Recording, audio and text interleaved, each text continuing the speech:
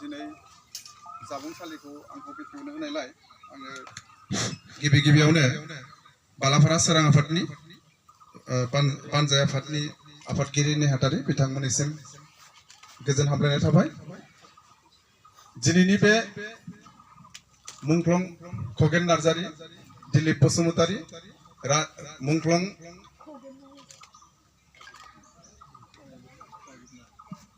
मुंख्लं खगेन नार्जारी, मुंख्लं दिलीप बसुमतारी, मुंख्लं राजीब नार्जारी आरो मुंख्लं सन्तोष मुसाहारि गोसोखां बे जामुंसालिखौ बेखेवनो होलायलाय आं बिथांमोनसिम साबायखर आरो बावबावबाय। दिनैनि बे साननैनि हाबाफारिजों जोंनि बे जामुंसालिया जाहाथे गासै रायजो राजा बिथांमोना मोजाङै जानानै बा मोजाङै संनाय खावनायफोरा मोजां जायो,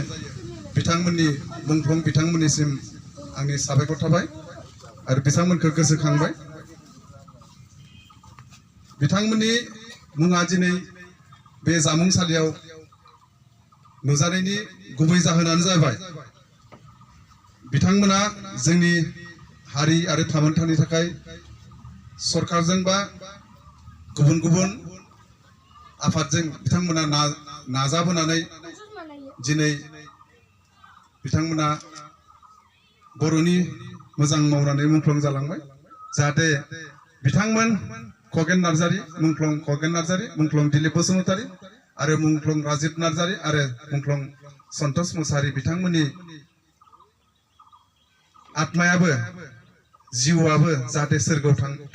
थानानै जोंखौ नायहरनानै जानाय लोंनायाव मोजां खालामो, बेनि थाखाय आं बिथांमोननिसिम साबायखर बावनायजों लोगोसे आंनि बिबुंथिखौ एसेबां फोजोबनाय गोजोन्थों।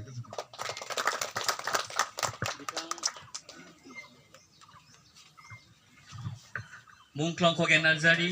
दिलीप बसुमतारी, राजीब नार्जारी आरो सन्तोष मुसाहारि गोसोखां जामुंसालि बेखेवनाय बिथां बेखेवगिरि दत्त बर' गाहाय फोरोंगिरि नबस्ति एमभि स्कुल बिथाङा जामुंसालिखौ बेखेवनाय